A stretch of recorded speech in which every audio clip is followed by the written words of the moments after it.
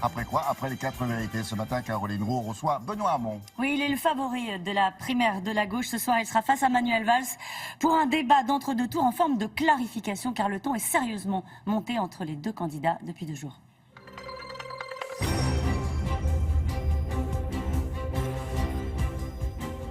Bonjour Benoît Hamon. Bonjour. La courbe du chômage s'est finalement inversée. Les créations d'entreprises sont au plus haut depuis 2009. Le pari de Manuel Valls et François Hollande est donc tenu? Non, il ne l'est pas, vous le savez aussi bien que moi, mais c'est pas un pari, parce que la question du chômage, ça se joue pas en pari. L'objectif, c'était d'inverser durablement la courbe du chômage, mais surtout qu'on termine avec un quinquennat positif en termes d'emploi. On ne terminera pas, hélas, avec un quinquennat positif. En même temps, la tâche était rude. Je considère que c'était pas joué d'avance, et même si on avait fait des choix de politique économique différents, ce que je souhaitais, il aurait fallu du temps pour que cela se déploie, mais incontestablement, le bilan, hélas, du quinquennat sur ces questions d'emploi restera négatif. Ça dépend comment on voit les choses. C'est la première fois que le chômage baisse durablement depuis 2007. Est-ce que vous y voyez malgré tout les fruits d'une politique de l'emploi que vous avez quand même sérieusement contestée pendant la durée du quinquennat avec votre casquette de frondeur? Il y a 111 000 personnes qui ont trouvé du boulot depuis 1 an et qui trouvent que c'est un bilan très positif. Qui ont trouvé du travail ou sont en formation, grâce à un plan exceptionnel de formation des demandeurs d'emploi à Pôle emploi qui fonctionne bien, c'est bien, puisque souvent ceux qui sont formés trouvent un emploi derrière. Donc ces mesures sont bonnes. La réalité aujourd'hui, c'est que moi je me réjouis qu'on ait une baisse des chiffres du chômage. Je m'en réjouis sincèrement. Je pense simplement que il faut cesser d'utiliser tous les mois les chiffres du chômage dans un sens ou dans un autre. Là, c'est une bonne nouvelle. Fondamentalement, je le répète, il y a eu 5 ans. Il reste qu'à la fin, il y a une loi travail, plus de chômeurs, de la précarité, des facilités pour licencier. Je pense à un groupe comme le groupe Vivarté, qui, avec quelques marques connues, Koukaï, Naf, etc., qui est tombé dans les mains de fonds prédateurs et dont on entend parler aujourd'hui de la restructuration et du démantèlement avec des milliers d'emplois qui vont tomber à la clé. Voilà, donc c'est ça la réalité aussi de la France. Donc je préfère sur ces questions-là. Une forme d'instrumentalisation des chiffres du chômage, c'est ça que vous êtes en train de dire? Dans un sens ou dans un autre. Donc moi, je reproche rien à personne. Je pense qu'il ne faut pas être dans le déni de la réalité du travail tel qu'il est vécu par les Français. Alors il y en a un qui a lu très attentivement votre programme, c'est Pierre Gattaz, le patron du MEDEF. Attentivement, vous pouvez peut-être enlever quand même. Vous croyez? Oui, je crois. Il l'a survolé? En tout cas, il tacle votre programme économique. Il explique que vous voulez tout simplement vous passer de l'entreprise, dépenser plus et taxer plus. Voilà, c'est qu'il n'a pas lu grand-chose, mais Pierre Gattaz est le président du MEDEF qui va recevoir Madame Le Pen, et qui injurie finalement ce que je propose, assez grossièrement d'ailleurs, et donc j'ai aucun commentaire à faire sur les déclarations de Monsieur Gattaz.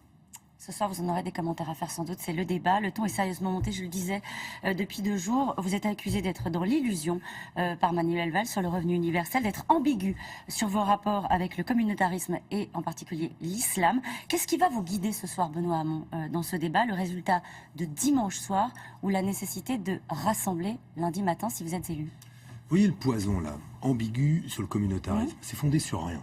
Absolument rien. Sur certaines de vos déclarations? Non, absolument rien de mes actes, de mes déclarations. L'élu de Trappes est forcément ambigu avec le communautarisme. Donc on distille un poison. Et je trouve que en politique, surtout quand on est dans un exercice comme celui-là, la primaire, qu'on doit se rassembler demain pour faire face cette fois-ci à François Fillon et à Marine Le Pen, je pense que ça n'est pas une attitude très responsable. Vous n'avez observé chez moi aucune déclaration qui visait à dénigrer Manuel Valls sur son comportement, son attitude à tel ou tel moment. Je me suis concentré sur ce qu'il proposait ou pas d'ailleurs, et je voudrais qu'on en revienne à cela. Il cible clairement une position qui est la vôtre sur la laïcité, des propos que vous avez eus à propos d'un document qui est passé sur France 2 où on voyait des femmes françaises qui ne pouvaient pas entrer dans un bar parce qu'elles étaient des femmes. Que j'ai condamné. Oui, vous disiez aussi, c'était une tradition dans certains cafés. Pourquoi? Je voulais simplement dire une chose, c'est que le sexisme n'est pas né avec l'arrivée de l'islam en France, qu'il a existé avant, qu'il existe aujourd'hui, et qu'effectivement, des groupes religieux, minoritaires, testent la République, notamment sur la question de l'égalité femmes-hommes. Et que vis-à-vis de cela, il faut être intransigeant. Moi, je mets une proposition sur la table. Qui la met comme moi? Moi, je propose qu'il existe un corps de contrôle demain comme il existe la répression des fraudes, qui viennent tester une entreprise pour vérifier qu'il n'y ait pas de discrimination à l'embauche, qui viennent tester un propriétaire pour vérifier qu'il n'y ait pas de discrimination à l'accès au logement, et qui viennent tester sous la forme d'agents déguisés en clients, comme ça se fait avec la répression des fraudes, s'il y a des espaces qui ne sont pas délibérément, qui n'excluent pas délibérément les femmes. Que se passerait-il si nous le constations? Procès verbal et fermeture administrative. Ce qui serait une manière de prévenir aujourd'hui la réalité de ces lieux où, pour une femme, pas simplement des cafés, des places qu'on évite, des rues dans lesquelles on ne passe pas parce qu'on a peur aujourd'hui d'y être agressé ou parce qu'on sent que la pression y est trop forte. Moi, je souhaite aujourd'hui m'attaquer concrètement à ces questions-là par une mobilisation de la puissance publique. Mais que voulez-vous faire contre les procès qui sont lancés comme cela, colportés avec beaucoup d'agilité et d'habileté? Vous le diriez comme ça? Vous avez été mal compris. Vous avez deux filles. Vous en parlez souvent de vos filles, Benoît Hamon. Vous leur dites quoi? Quand vous serez grande, il y a des endroits où vous ne pourrez pas aller, mais c'est pas grave. C'est la tradition. Vous leur dites, vous pousserez les portes quoi qu'il arrive parce qu'on est en France et parce qu'il faut respecter à la fois la mixité et la laïcité. Mais, tout dans mon action politique montre cela. Vous vous souvenez d'Ayaan Hirsi Ali, cette députée somalienne qui était condamnée à mort par une fatwa et par les islamistes, qui a été celui qui a obtenu qu'elle soit protégée ou s'est battu pour la protéger. Je l'ai même fait venir en France au moment où elle était seule à se battre, sans protection, parce que les Pays-Bas et la Grande-Bretagne allaient lui retirer une protection. Qui a fait cela? Donc, honnêtement, sur ce terrain-là, j'ai de leçons à recevoir de personne. Ce que je regrette, c'est qu'il ait été choisi par des gens de ma famille politique, quand dans les faits, c'est l'extrême droite aujourd'hui qui me combat sur ces questions-là, comme elle avait baptisé Alain Juppé Ali Juppé, qu'on entendait des mots d'une redoutable violence, et voir que les tweets de M. Philippot, les tweets du site français de souche me concernant, puissent faire écho aux remarques d'un certain nombre de ceux qui ne sont pas d'accord avec moi sur la primaire. Mais moi, ça me désole, honnêtement. Et ça vous blesse?